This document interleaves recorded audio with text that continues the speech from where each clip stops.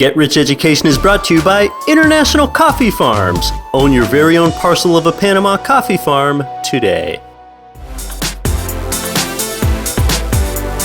Welcome to Get Rich Education with Keith Weinhold, giving you information and ideas on the investment that has turned more ordinary people into millionaires and billionaires than anything else, and can provide you with more wealth and happiness than you ever thought possible. Now, here's your host, investor, entrepreneur, business owner, and educator, Keith Weinhold. Hey, how's it going? You're listening to Get Rich Education, episode 30. I'm your host, Keith Weinhold. It's the show where we're not just educating you, we're motivating you and providing actionable investment concepts and ideas. We're doing Vocab Rehab today, where we step back and don't just assume that you know things that most others actually don't either, and we tell you how to talk like an investor. I'm also going to tell you some things about real estate investing today that will really, upset your local real estate agent and lender, but you got to tell it like it is. Hey, first I'm proud to tell you about the launch of the Get Rich Education Android app, so now you can find us there too. Tell your Android user friends that they can now listen to GRE right from a home screen icon on their phone. All right, it was almost a year ago now, June 25th, 2014, that I made a significant sale of a basket of stocks so that I could use that money to invest in more real estate. When I sold those stocks, the S&P 500 index sat at 1,960 points, okay? 1960. That was almost a year ago now, as today is May 8th. Now, if you've listened to GRE for any amount of time, you know I'm not much of a buy, hold, and sell stock guy.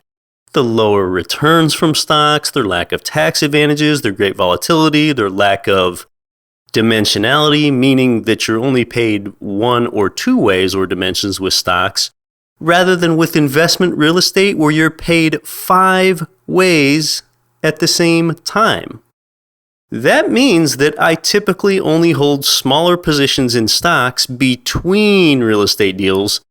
That grows my liquidity ball faster before I redeploy it into more real estate, because that's where the real lasting wealth is created. And by the way, when I want to look at a broad measure of the stock market, I don't look at how many points the Dow Jones changed in value. Points don't measure relativity like percentages do, and I look at the S&P 500 index, not so much the Dow. The S&P 500 index, that's an index of about 500 large stocks held on the New York Stock Exchange and the NASDAQ. The Dow Jones Industrial Average only measures 30 publicly traded companies, and the industrial part of that name, that's largely just a throwback. The companies in the Dow today aren't traditional heavy industry companies at all. So for a good broad measure of stock market performance, look at the percent change in the S&P 500 index, not the points in the Dow. Hey, by the way, did you know that the Dow Jones is named for Charles Dow and Edward Jones? You might recognize Edward Jones as the same name of the investment advisory firms all over the US and Canada, but that's actually a different Edward Jones, not the one that the Dow Jones is named after. So, hey, getting back to my stock sale, when the S&P was at 1960, the S&P is about 2,100 points today, give or take, okay? That's a 7% gain since I sold last June 25th. Since that's a little less than a year away, let's just extrapolate and say I'll miss out on an 8% gain from June 25th of last year to June 25th of 2015. And now, to some, it appears that I lost out. My opportunity cost was 8%. But consider that I deployed the equity from that stock sale into more income-producing rental real estate in the United States and cash-flowing coffee farms in Panama.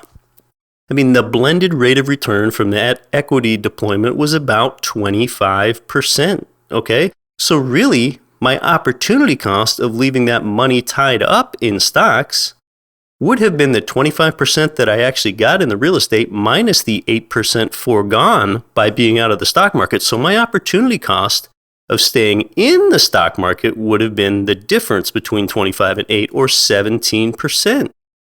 So people, unless you're perhaps an experienced stock options trader or maybe an extremely well-connected HFTer, you're not going to create wealth with stocks. And even if you are one of those things, it's precarious. That's what I need to tell people. Well, what about selecting a real estate market then, which is more important than the property? Well, your local real estate agents say it's always a good time to buy in your local market. They always say it's a good time to buy. I often hear them come up with reasons for why they say, oh, it's a good time to buy right now, and it's a good time to sell right now. And they'll say that in any economic environment within their one local market, because that's all that they serve. Well, I'm going to tell you what the problem is with your local real estate team today, okay? That's your local agent, your local property provider, your local mortgage loan officer, and maybe even your local property manager. And here's what they do. Most real estate agents, providers, and mortgage loan officers are transaction-based sales companies that operate in one market, and they try to convince you to buy in their market at all times. But the reality is that the best real estate markets change over time, and more often than not, the best real estate market is not your local one. I'll help you turn this around and develop a model that puts you first instead of the market or the property. I'm helping you develop a real estate investing strategy that enables you to diversify across markets as you build up your portfolio over time. So you ought to play by your agenda, make decisions based upon your research, what your best interests are, and not theirs and not anyone else's. You just aren't going to live an extraordinary life unless you consider real estate markets first and then teams and properties after that market is considered first. We're talking about a metro market with sustainable job drivers, sensible rent-to-value ratios, states with landlord-friendly laws, all those other things that we talk about on this show. And yeah, you might just happen to live in a geographic market where those investor advantage attributes exist. It's just not very likely. If you're in the United States, the chances that you live in or near an investor advantage market are, I'd say, maybe 20%. And then when you consider the properties within those investor advantage markets, we're talking less than 5-10% of the residential properties in the entire U.S. today that make sense for you to own as profitable rentals. It might be far less than that. And if you don't live in an investor advantage market, your agent or mortgage loan officer have zero economic incentive to want to bring up that subject. They just wouldn't want to bring up that, well, vacancy rates are 15% in your submarket. A lot of agents wouldn't even know something like that, or, they're not going to bring it to light that it might take 5 months to remove a non-paying tenant from a property in your home state. So that's why I'm hooking you up with professionals that I've had success with since I began real estate investing in 2002, and I visit a lot of real estate markets in the U.S. and outside the country. So ultimately, you don't want to build pools of cash as much as you want to build streams of income, numerous streams of income. And here's what I mean by that. And it's funny. Sometimes I listen to these traditional consumer credit financial commentators, and they all basically talk about working hard and sacrificing now so that you can maybe build a big pool of cash later that you'll have at retirement at age 60 or 70 or whatever. And then when retirees reach that age, you're all left to guess how big their pool of cash needs to be so that they can live off the income. Their key question for retirement planning is, will this pool generate enough income? That's what they're trying to guess at. Oh, you've got to be kidding me. So you're going to sacrifice now, that way you can have uncertainty later. Hey, you laugh, but that's how everyday people are thinking and acting. I'm going to sacrifice now so I can have uncertainty later. How's that sound? How about this instead? When you're young, build streams of income with the most stable, proven, and enduring asset class in Call it post-paleo human history real estate. Besides just starting the passive income streams sooner so that you're living better now, you're going to more reliably know what your income stream is in retirement so that you can also live better later. Because this way you're not trying to project what kind of stream that pool can generate. You're just building streams. You're already going to have a lot of substantial and durable income streams diversified across different U.S. and foreign real estate markets. The other thing that gets me kind of fired up really is when old-fashioned traditional consumer credit world people categorize real estate as an alternative investment. That kills me. I guess in a sense I could take that as a compliment, considering that being wealthy is sort of an alternative niche phenomenon, while investing in some lame mutual fund correlates with being lower middle class and settling for a lesser lifestyle because people think that they have to. But come on now, how is real estate an alternative? Real estate's something real. It's been around for millennia. Stocks are some paper derivatives that only represent something real. I guess some attribute stocks' history going back a few centuries to the Dutch East India Company in the 1600s when the first derivative capital stocks were conceived in Amsterdam, but that's being really kind to stocks' history. Many developing countries in the world still don't even have stock exchanges today. Every nation in the world has a real estate market. Real estate is not an alternative investment. I contend that stocks are the alternative investment. They're derivatives, meaning derived from something real. Real estate is real. Well, I dedicated most of a show to comparisons between real estate and stocks in episode 4. If you like these comparisons, you'll love that show. Oh, hey, I just want to say that I hope all of the residents of the Dallas-Fort Worth area were minimally impacted from the hailstorm there recently, because it's a pretty popular investor market for real estate. And I've had a Dallas-Fort Worth provider on the show here. I talked to a couple investor friends with rental property in DFW in the last week or two. And both of my investor friends were having roofs replaced after a big hailstorm in the area. It was interesting. One of my investor friends said he's happy that he's getting a new roof in his single-family rental home for almost free, so his insurance deductible must have been pretty low.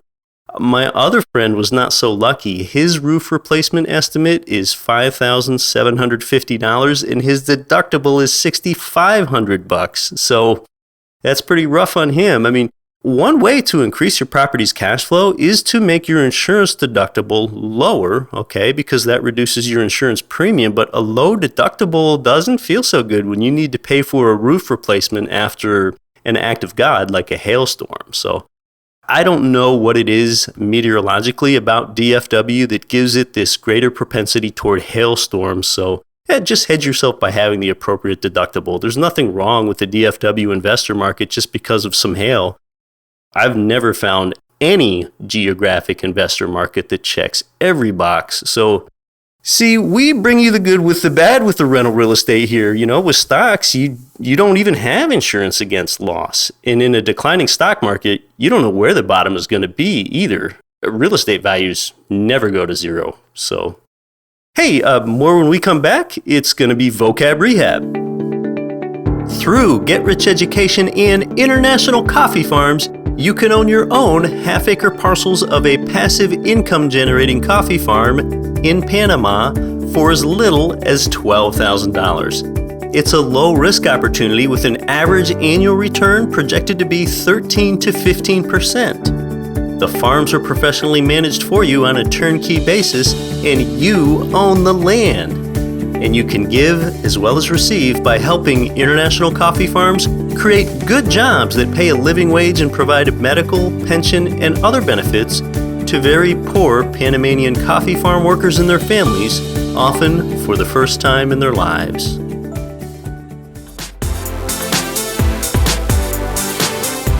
This is Rich Dad Advisor Tom Wheelwright. Listen to Get Rich Education with Keith Weinhold and don't quit your daydream.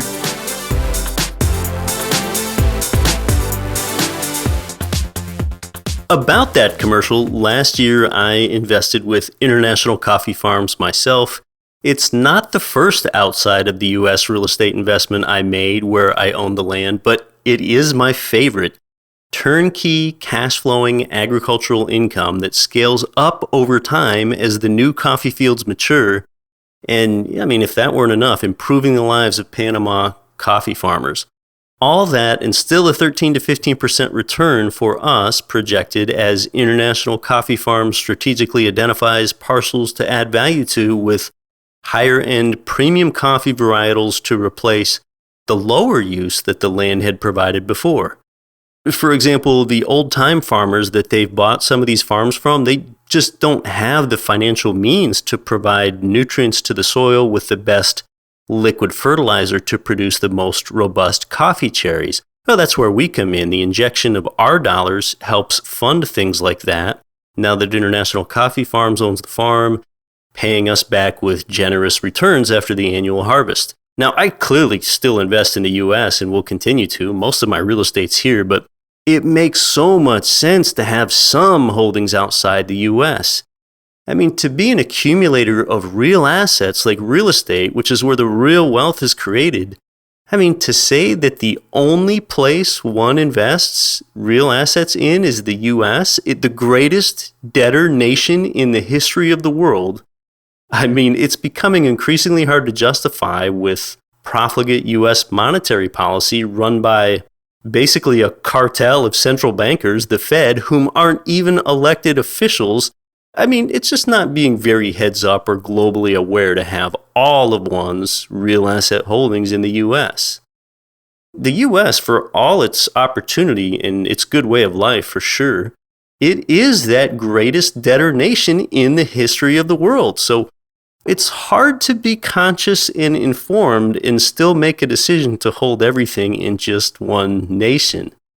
And you know, it's interesting. Some people mistakenly associate the term offshore with illegal. Well, for Americans and those in most any other listener country, it is perfectly legal to own assets offshore. It's okay. Offshore, I think it just got a negative connotation to some people because they typically only hear that word in conjunction with someone that was doing something illegally, like a headline that read that a tycoon was guilty for offshore tax evasion when he should have been reporting that to the IRS. I mean, you'll never hear a suggestion to do something remotely illegal on this show. If you're a new listener, maybe you don't know that. I mean, shoot, I'm the guy that's not only never missed a payment on my life for anything, I've never made a late payment on any account in my life. So, and you know, with creditors, if a plaintiff gets a judgment against you, I imagine that creditor is going to have a pretty difficult time repatriating foreign coffee parcel equity dollars that you have in Panama back to the United States. In that case, your capital looks pretty safe to me, but hey, ask Darren or David over at International Coffee Farms about that stuff if you care. But listen to episode 28, 2 shows ago, where I interviewed the company founder, David. At the end of the episode, he makes the kindest offer to GRE listeners any provider has ever made, knocking the price of to-be-planted half-acre coffee farm parcels from $13,000 down to $12,000. That's less than what I bought my parcels for. So, hey, you can check out their website at internationalcoffeefarms.com. Send an email to coffee@getricheducation.com for your $1,000 per parcel discount. That's like an automatic return on investment. And sending an email there doesn't obligate you to buy or do anything. International Coffee Farms will be in touch with you from there. I like to foster an environment of investing in your local real estate market only if the numbers make sense. Invest nationally too, so that you're within more than one economy, as one region's economic winds can start blowing a different direction, and having at least a stake internationally. You know, some people like to say that they think globally, but they often don't think globally or rarely act globally. You know, it's kind of funny. I bet you've done this before. I admit I have too. Do you ever buy something online And when you're filling out a shopping cart web form and you need to leave your country of residence, you're frustrated that you have to scroll through that entire list of countries and pick United States out of there. You're like, of course I live in the United States. What is this ridiculous drop down with all these countries? Afghanistan, Albania, Algeria. I need to scroll all the way down between Uruguay and Uzbekistan or whatever, and just to find the United States. Of course I live in the United States, right? I mean, people find themselves mildly irritated by that. That's a little American arrogance, right? There are 196 countries in the world today, and GRE listeners in 118 of them, by the way. So consider investing in more than one of them, especially if that one is the United States, that greatest debtor nation in the history of the world. Hey, let's do a little vocab rehab, where we go over terms that are common to investors, but they're not common to everyday people. So we're going to go ahead and define what these terms mean and give a little example and tell you why it matters to you. What about hyperinflation? You've probably heard of inflation, but hyperinflation is defined as monetary inflation at a very high rate. You could also call it the declining purchasing power of a currency at a very high rate. Some very well-respected authors and prominent commentators feel that high rates of inflation could occur down the road as world central governments keep printing and printing and printing more currency in efforts to inflate away their debt. Hyperinflation, that's an extreme though. And there's really no generally accepted number for what hyperinflation is, but I mean, it's wild. It could be hundreds of % of inflation per month. And we've seen this debasement happen throughout history for every currency, but the real hyperinflation, I mean, those are some examples like the precious metals in Roman coins being diluted with base metals, hyperinflation in Weimar Republic Germany, where currency was being raked out of city street gutters because no one wanted that paper, to what we saw more recently in Zimbabwe. I mean, hyperinflation looks crazy. That's a condition when people just want to get rid of their currency. I mean, they're like, I'll give you $50 for that hairbrush. I'll give you $450 for this old fax machine that doesn't work and no one uses it anymore because everyone just scans everything. They just want to get rid of their currency and replace it with something that might have value. We've talked a lot on this show about how real estate and real assets can be terrific hedges against inflation, and will continue to. The next term, leverage. That's just one of my favorite words in this entire real estate investing world. Leverage is the degree of debt financing that one uses. Anytime you take out a loan to buy a property, you have created leverage. Now, here's how it works. If you put a 20% down payment on a, say, single-family home that you live in, 20% is 1/5, so you're leveraged at a leverage ratio of 5 to 1. That means if your home appreciates 6%, that's a 30% rate of return on your down payment because you multiply your 6% rate of return by the 5 in the 5 to 1 leverage ratio. Yeah, 30%. All right, here's another example. Say you want a coastal California duplex to provide you with cash flow, but the rent-to-value ratios in that part of the world are awful. They're not investor advantage, and that is a fact. They are not. I don't buy there. So to make it produce cash flow, you have to put a 50% down payment on this duplex, for example.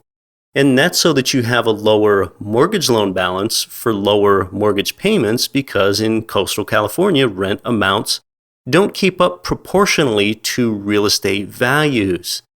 And by the way, that's not the way I do it. Putting a big down payment into a place, you're just putting more equity into this duplex in this example to buy yourself cash flow. So a 50% down payment is 1/2. That's 2 to 1 leverage. So if the duplex appreciates 6%, that's just a 12% rate of return because you used less leverage, and you're only multiplying that 6% rate of return by a 2 because of the lower 2 to 1 leverage to give you that 12% rate of return. And just a reminder, leverage cuts both ways, folks. Use care. It magnifies gains in an appreciating market, and it magnifies losses in a market that's declining in value. That's why I always say that the market is more important than the property.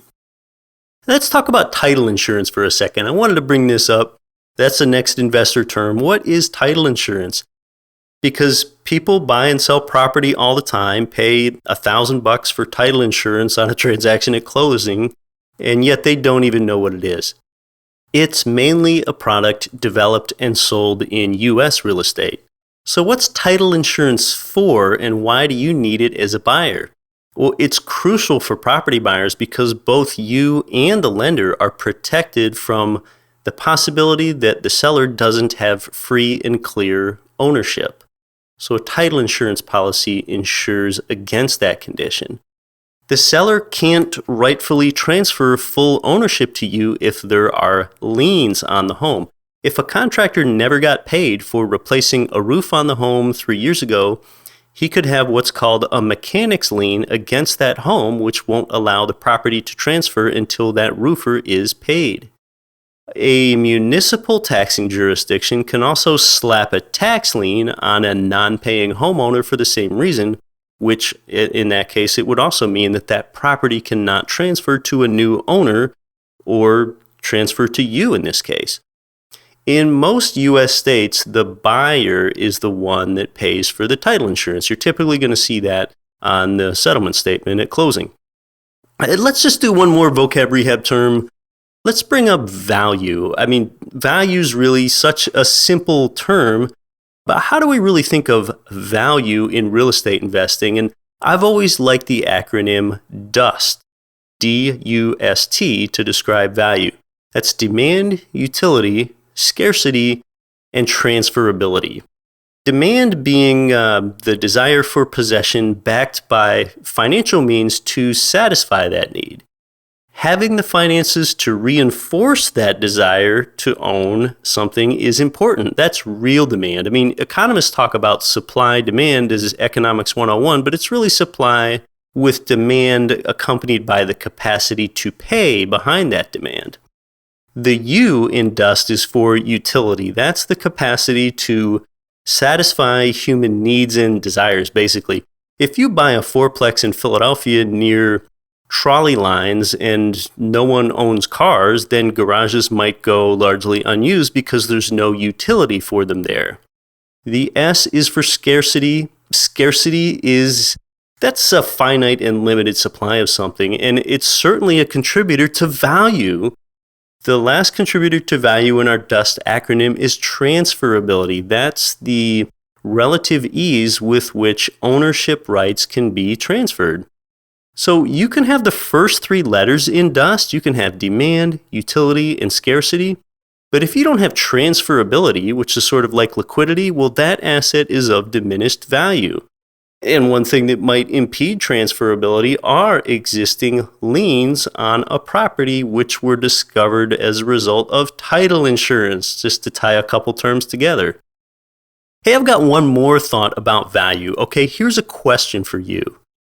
Is value created by how much it costs to produce something? Or is an item valued by the benefit that the buyer receives by possessing it?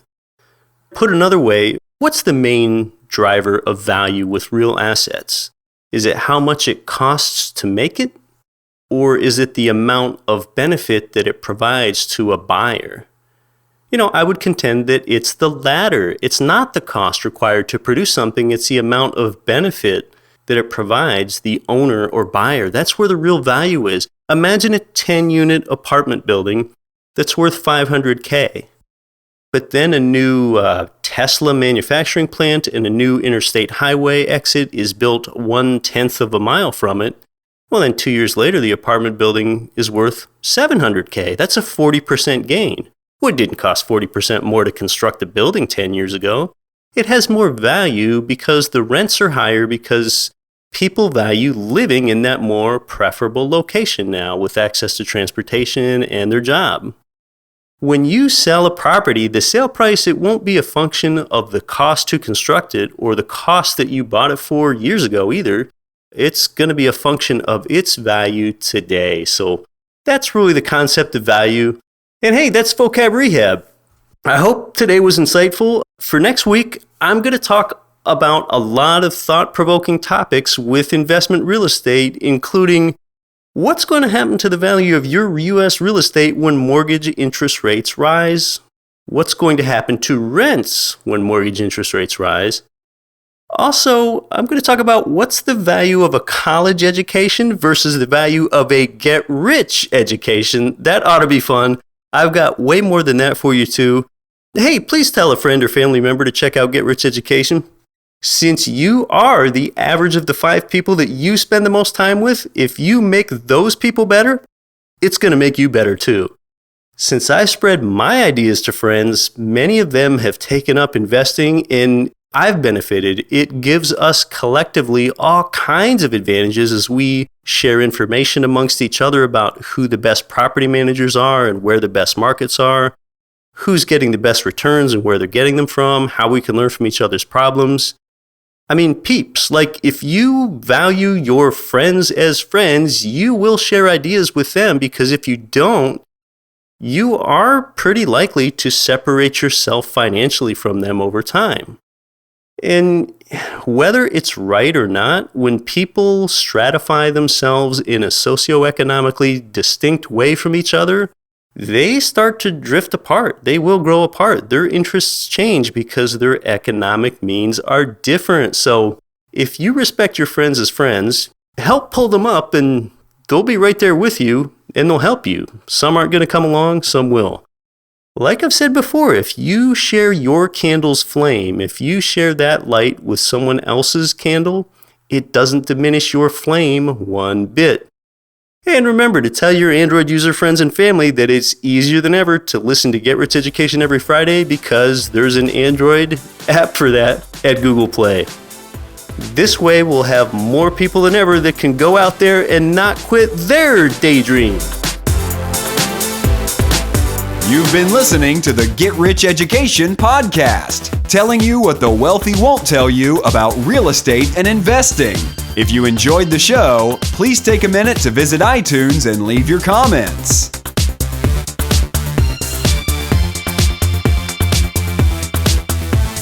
Nothing on this show should be considered specific, personal, or professional advice. Please consult an appropriate tax, legal, real estate, financial, or business professional for individualized advice. Opinions of guests are their own. Information is not guaranteed. All investment strategies have the potential for profit or loss. The host is operating on behalf of Get Rich Education, LLC exclusively.